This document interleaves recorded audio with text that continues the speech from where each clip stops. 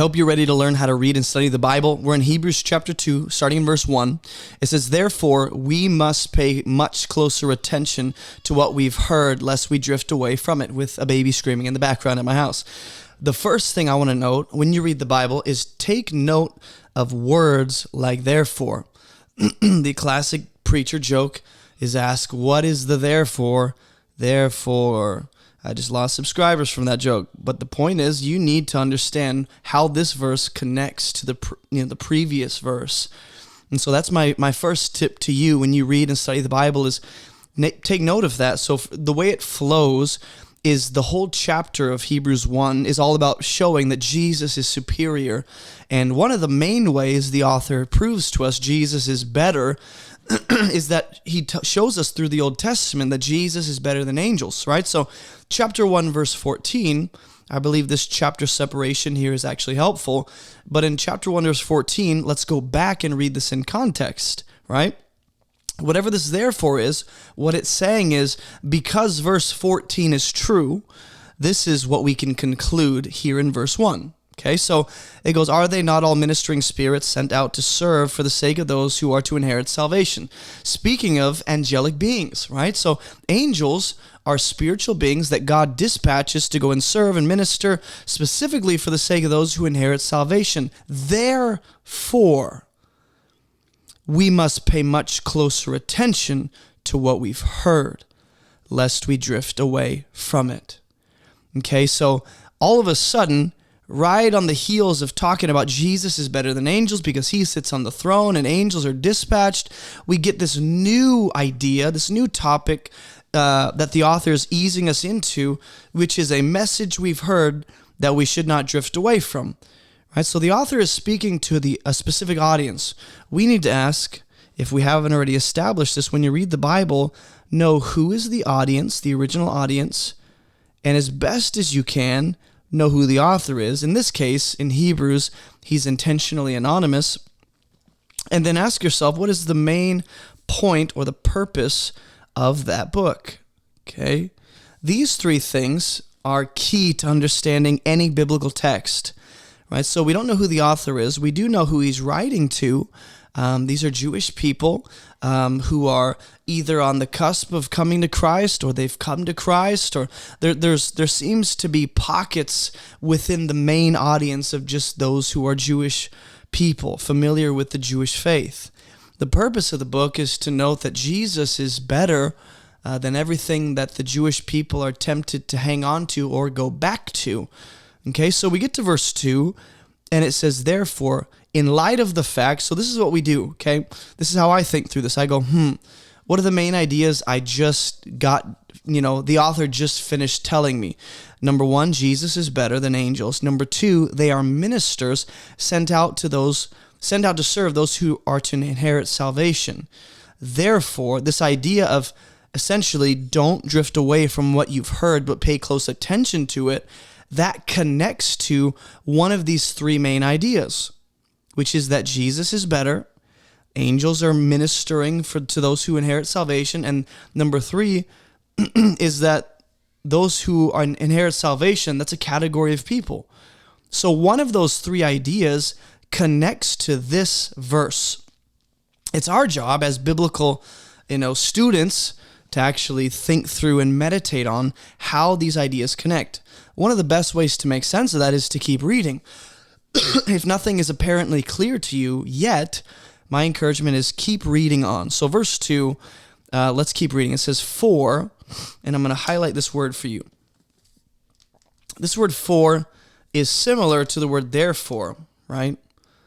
It almost acts as a because, since the message declared by angels proved to be reliable, and every transgression and disobedience received a just retribution, how shall we escape if we neglect such a great salvation?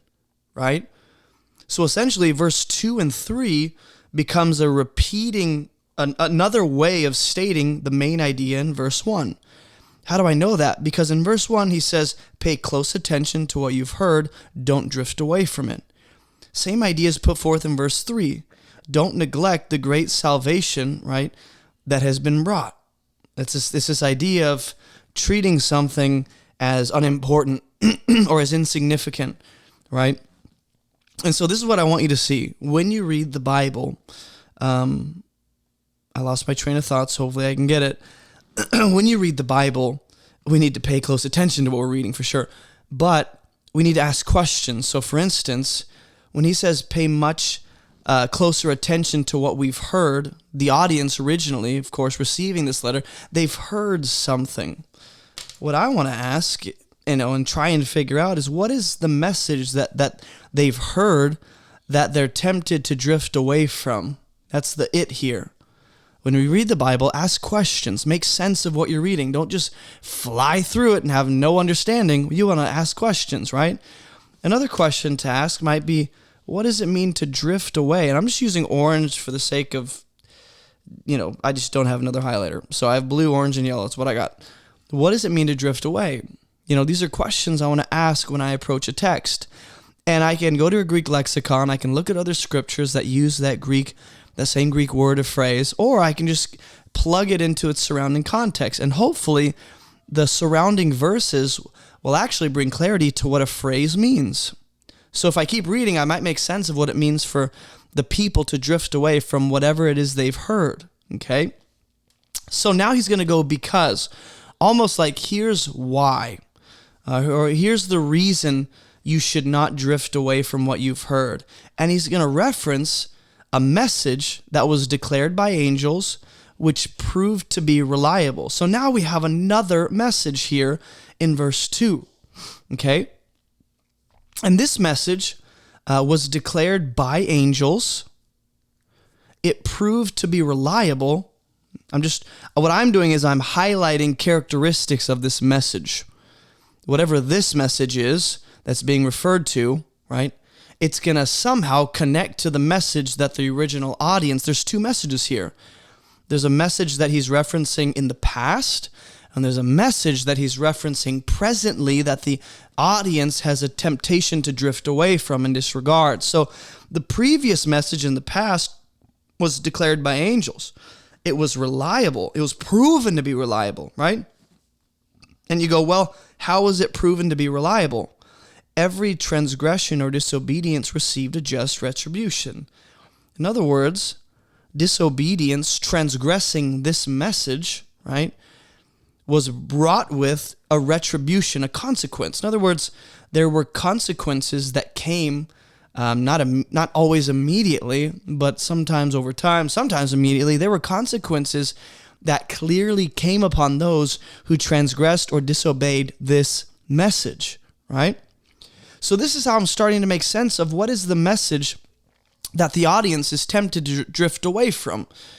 Well, the author is going to reference a message in the past to connect to the message that they're presently hearing and tempted to drift away from, okay? And so there needs to be a close attention to that. But notice this.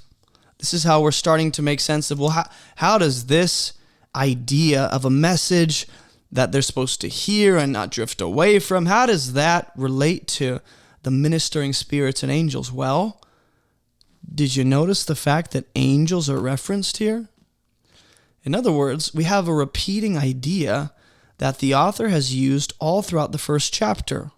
So if I've been studying Hebrews and I've read chapter 1, I would know by the time I get to chapter 2 that he's referenced angels and spiritual beings already quite a bit. So this is not a new idea. This is the author connecting the idea he's introducing, this message that they're not supposed to drift away from. He's connecting that idea to the previous statements about angels, right? How so? Because he references angels again and says, those angels that were ministering and sent out to serve, those angels declared a message in the past that if someone transgressed or disobeyed it, it was proven reliable by the fact that there was a just retribution. There were consequences that God made sure, the rebel received. Okay? So remember, the word for is something we want to pay attention to when we read the Bible. That's tip number whatever we're on, is the word for acts as a because, as a connector. These two verses are connected. It's as if he's giving you the reasoning or the proof for why you should not drift away from the message, if you're the original audience, from the message you've heard. Why should I not do that? Well, in the past, there was a message, characteristics of it. Now verse 3, right? It says, how shall we escape? And the question becomes, what is it that a person is not escaping here? These are questions we ask when we study the Bible. There's something that they should not expect to escape if they neglect such a great salvation. So, okay, we're starting to piece this together. And then you could, of course, read on, and hopefully you would get a lot more clarity. But we're gonna do our best with the text at hand and let the text bring clarity to these ideas and our questions, right? So there's a salvation that is possibly, going to be neglected by the original audience. And the author is saying, if you neglect this salvation, you won't escape. So what is it that they're not going to escape? Well, what was the last thing that was referenced? What did they receive if they transgressed or disobeyed a certain message in the past? Well, they received a consequence. So these people presently receiving this letter from the author, if they neglect this salvation that was declared by the Lord and was attested to by those who heard, which we'll get to in the next Bible study walkthrough, if they neglect this great salvation, how in the world should they expect to escape the consequences for that transgression or disobedience? So what I see here are two different kinds of messages being compared to each other, right? They're playing off each other. The message presently that the audience is tempted to drift away from, it's similar to the message brought in the past, which seems to be by God through angels, right? So we have to ask, in what way are these two messages similar? Well, it seems like there's consequences for transgressing or disobeying both. It seems like both messages are proven, right? If you go on, it says it was declared at first by the Lord and was attested to us by those who heard. Then we'll talk about signs and miracles. So both of these messages, the present message and the message from the past, were proven to be reliable, right? So this is how we start to piece things together when we study the Bible.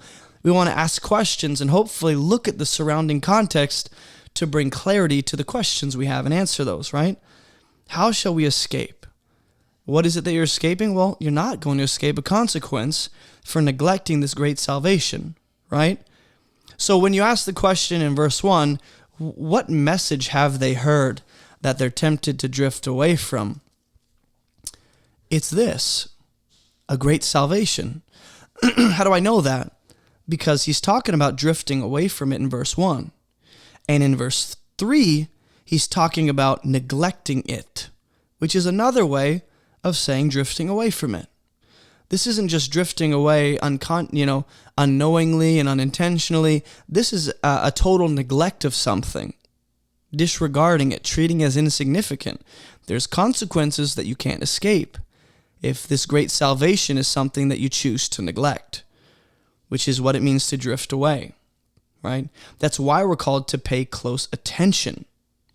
So all I'm doing as I go back is I'm noting different characteristics. So when you study the Bible, pay attention to different characteristics of whatever it is you're trying to make sense of. So this message, it's something that can be neglected. I'm going to highlight it in blue, right?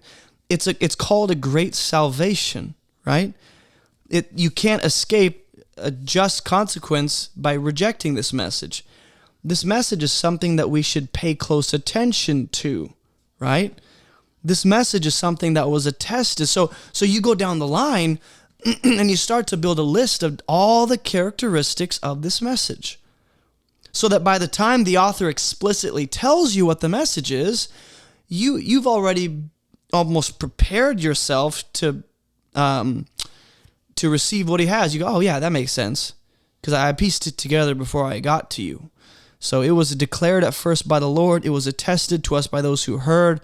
This is all I'm doing is taking note and highlighting in blue of all the different characteristics of this message.